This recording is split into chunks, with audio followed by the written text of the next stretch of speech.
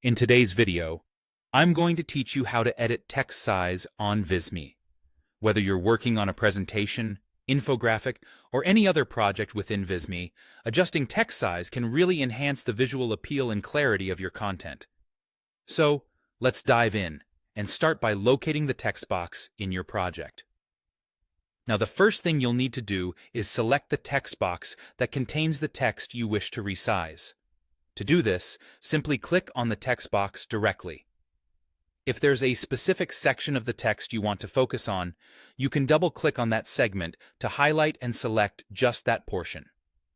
This flexibility allows you to make precise changes to exactly the text you're working on. Once you have your text selected, you'll notice that a text formatting toolbar will appear. This toolbar is your gateway to various text editing options, including font size adjustments. Usually, it'll pop up right above your project workspace or within a panel somewhere on your screen. Take a moment to familiarize yourself with its layout and the options available. Within the toolbar, your next focus should be on the Font Size drop-down menu. You'll typically find it placed right next to or to the right of the font name. Clicking on this drop-down will reveal a list of standard font sizes that you can choose from. These preset options are a quick and straightforward way to modify the size of your text.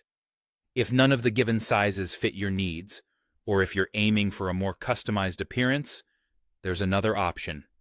You can manually type in a value into the font size field. For instance, if the text needs to be larger or perhaps smaller than what is offered, you might type in a unique size like 24, 32, or whichever suits your design best.